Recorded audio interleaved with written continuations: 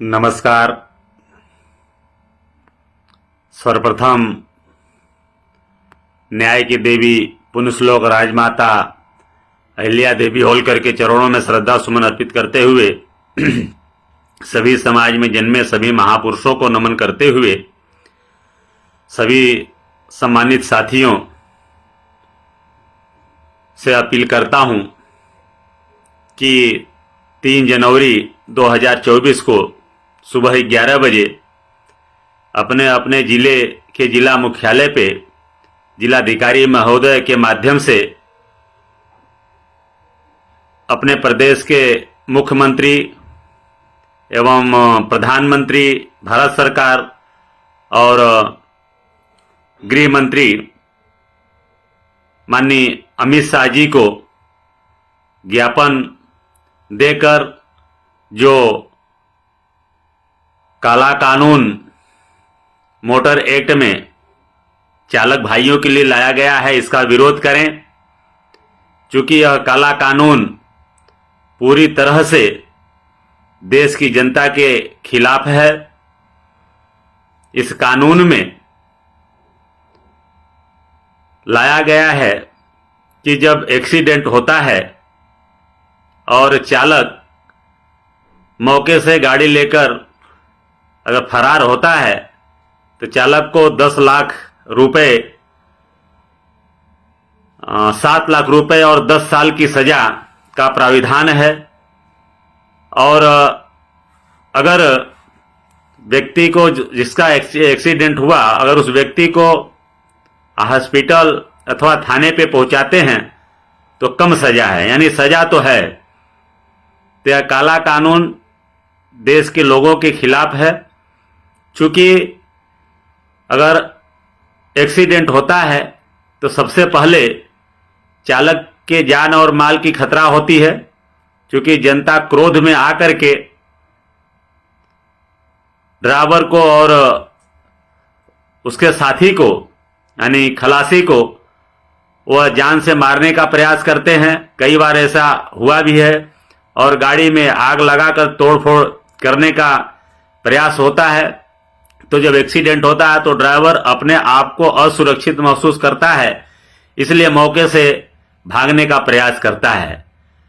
तो यह काले कानून से ड्राइवर अगर एक्सीडेंट कोई जानबूझकर नहीं करता है, दुर्घटना कहीं न कहीं सामने वाले की भी गलती से होती है या कभी नींद की वजह से होती है या छोटी सी चूक की वजह से एक्सीडेंट होता है। लेकिन किसी भी स्थिति परिस्थिति में जानबूझ करके ड्राइवर एक्सीडेंट नहीं करता है, चाहे वह छोटी गाड़ी के ड्राइवर हो चाहे बड़ी गाड़ी के ड्राइवर हो। तो ऐसी परिस्थिति में सरकार को समझने की जरूरत है कि ड्राइवर कोई भी खुशी से या शौक से नहीं भागता है, वो अपनी जान और माल की रक्षा के लिए भागता है। तो इसलिए यह काला कानून है कि अगर वो नहीं भागता है तो पब्लिक द्वारा मारा जाएगा, अगर भागता है तो सरकार के काले कानून द्वारा मारा जाएगा। इसलिए हम सरकार से मांग करते हैं, राष्ट्रीय पार्टी मांग करती है कि इस काले कानून पे आप पुनर्विचार कर ड्राइवर और गाड़ी मालक के आप हित में फैसला लें। क्योंकि आपका यह काला कानून है यह किसी भी तरीके से जनता के हित में नहीं है।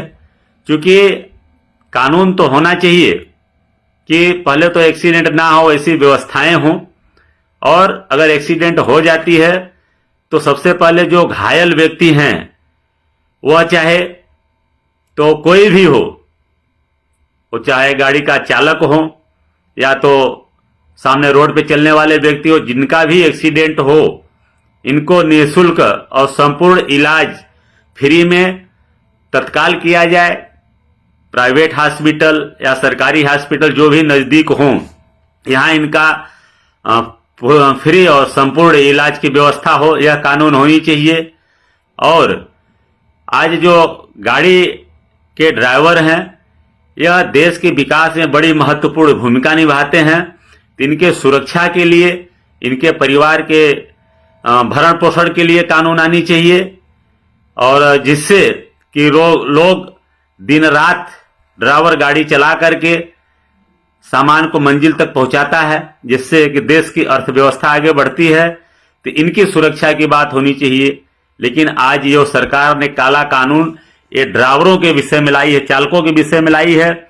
इससे खास करके गरीब मजदूर, किसान और पशुपालक के बेटे आज ट्रक की ड्राइविंग कर रहे हैं अथवा बस की ड्राइविंग कर रहे हैं, और ऐसी खतरा ज्यादा करके ट्रक और बस के ड्राइवरों के साथ होती है कि जब ट्रक और बस से एक्सीडेंट होता है तो जनता क्रोधित होकर सबसे पहले ड्राइवर को मारने का प्रयास करती है, फिर गाड़ी में आग लगाने का प्रयास करती है।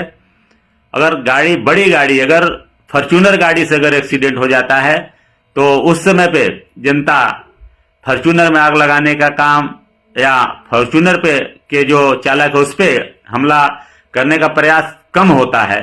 लेकिन अगर ट्रक और बस के चालक द्वारा एक्सीडेंट हुआ तो सबसे पहले जनता द्वारा हमला किया जाता है। तो ऐसी परिस्थिति में सरकार पुनर्विचार करे और जनता के हित में यह कानून लाए।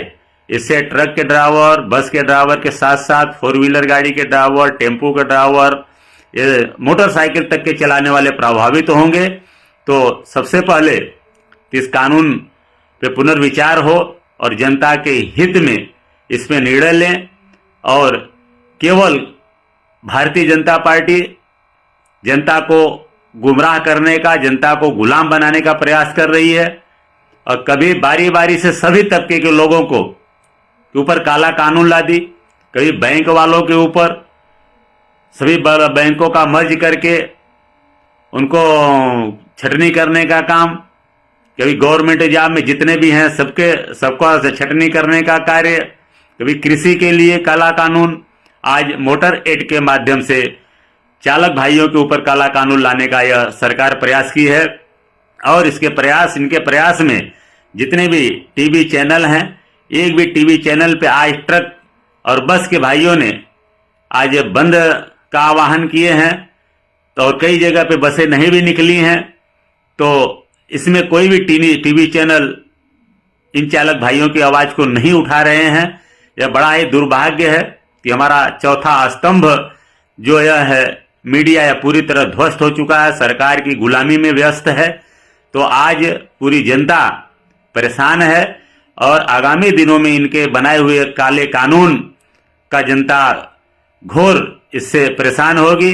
यह सरकार इस तरीके से नियम ला करके अपना झोली भरने का काम कर रही है। यह सरकार यह भी नियम एक भी नहीं लाई है कि दुर्घटना होने पे कम से जिसका दुर्घटना होगा उसके दवा की व्यवस्था नहीं है।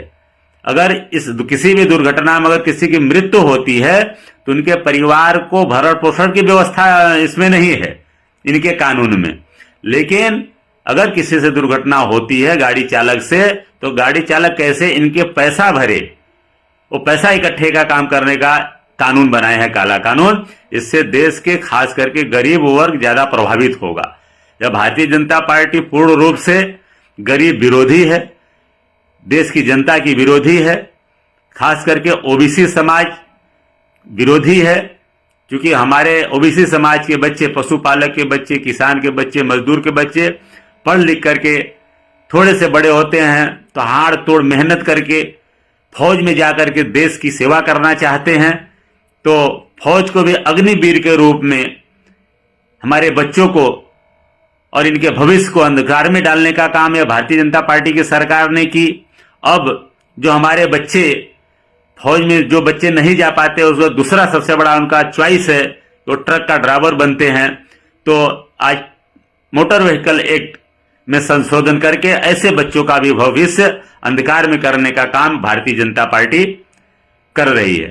क्योंकि भारतीय जनता पार्टी चाहती है कि जो देश में पिछड़े लोग मुख्य धारा में आ रहे हैं, इनको पुनः ऐसे ऐसे काले कानून ला करके पुनः इनको पुश्तैनी पेशे में झोंकने का काम करें।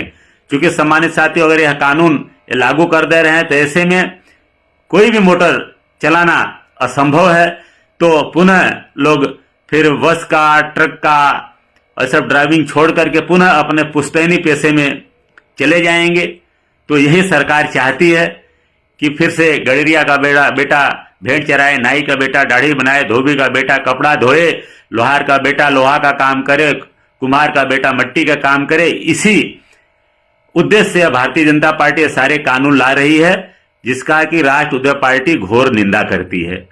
और राष्ट्रवादी पार्टी इस मुद्दे को जन जन तक उठाते हुए सरकार तक पहुंचा करके मांग करेगी कि इस पे पुनर्विचार करके काले कानून को बंद करके देश की जनता के हक में, और जो हमारे चालक भाई हैं, चाहे वो बस चलाने वाले हों, ट्रक चलाने वाले हों या और कोई भी वाहन चलाने वाले हों, इनके हक में फैसला लाएं।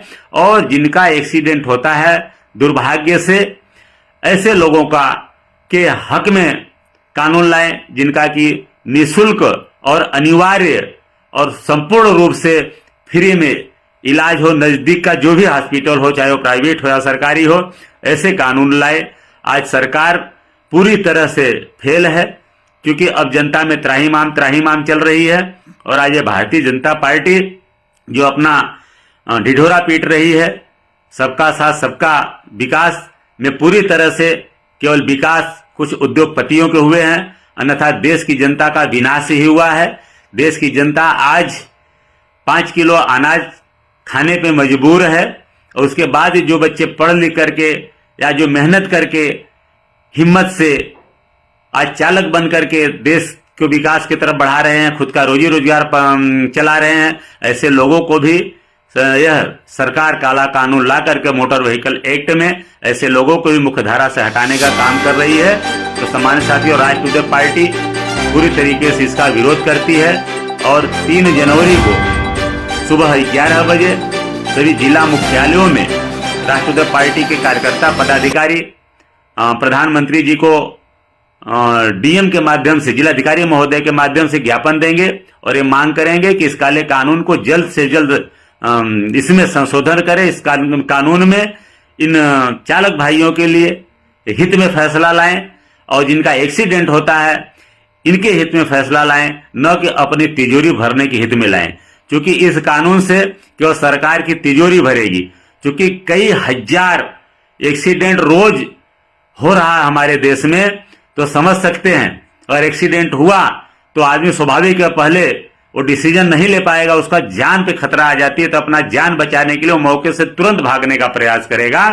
तो ऐसे टाइम में भागेगा तो या तो 7 लाख रुपए गवर्नमेंट को दे, या तो 10 साल की सजा सहे। तो ऐसी स्थिति में सरकार की झोली भरेगी, और व्यक्ति गरीब है, नहीं दे पाता है, तो उसका परिवार नष्ट होगा, उसका परिवार अनाथ होगा। तो इस स्थिति में पूरी तरह से जनता का ही नुकसान है। तो मैं चाहता इसमें संशोधन करके सबसे पहले सरकार लाए, भाई जिनके से जब भी एक्सीडेंट होता है, क्योंकि एक्सीडेंट कोई भी जानबूझ के या शौक से नहीं करता है, तो दुर्घटना ही है। तो दुर्घटना के होने के बाद कम से कम इतना तो नियम लाए कि कम से कम 24 घंटे के अंदर जिनसे भी एक्सीडेंट होता है वह जाकर के वो थाने पे सूचित करे, थाने पे अपने आप को सरेंडर करे। और अगर वह सरेंडर करने के योग्य नहीं है, सूचित करने योग्य नहीं है, तो उनका मालिक या कोई भी व्यक्ति जाकर के सूचना दे कि नहीं हम भागे नहीं हैं, ऐसी ऐसी परिस्थितियों में एक्सीडेंट हुआ है। और उसके बाद जिनसे एक्सीडेंट जो भी घायल हुए हों, इनकी दवा की व्यवस्था हो निःशुल्क, इस तरीके से व्यवस्था लाएं ताकि देश आगे बढ़ सके, जीत सके और देश की जनता आगे बढ़ सके। ऐसी कानून की हम मांग करते हैं, और इस काले कानून को जल्द से जल्द संशोधित कर देश की जनता के साथ न्याय हो, इसी अपेक्षा के साथ हम 3 जनवरी 2024 को सुबह 11 बजे राष्ट्रवादी पार्टी अपने पदाधिकारियों के साथ जिला मुख्यालयों पर ज्ञापन देगी। और मैं स्वयं आपका भाई बाबू रामपाल वाराणसी जिले में अपने राष्ट्रवादी पार्टी के कार्यकर्ताओं के साथ और भी ड्राइवर भाइयों के साथ हम जिला अधिकारी महोदय के माध्यम से प्रधानमंत्री जी को ज्ञापन दूंगा। और आप लोगों से मैं कहना चाहूंगा, इस लड़ाई को आप लोग लड़िए, लंबी लड़ाई है, क्योंकि यह सरकार पूर्ण रूप से किसान विरोधी, मजदूर विरोधी, चालक विरोधी, यानी सब तरीके से विरोधी, पिछड़े लोगों का विरोधी है। केवल कुछ गिने चुने उद्योगपतियों का ये मित्र है। जो बड़े बड़े उद्योगपति अब जो रुपए लेके बाहर चले जा रहे हैं, इनके सपोर्ट से चले जा रहे हैं, और जो गरीब जनता है वह परेशान है। इन सारी बातों को लेकर के राष्ट्रवादी पार्टी संघर्ष करेगी। और सामान्य साथियों, पुनः आपसे अनुरोध करता हूं कि 3 जनवरी 2024 को सुबह 11 बजे अपने अपने जिले के जिलाधिकारी के माध्यम से प्रधानमंत्री महोदय को आप लोग ज्ञापन दें और इस काले कानून में संशोधन करने की मांग करें। धन्यवाद। जय हिंद, जय मल्हार, जय राष्ट्रवादी पार्टी।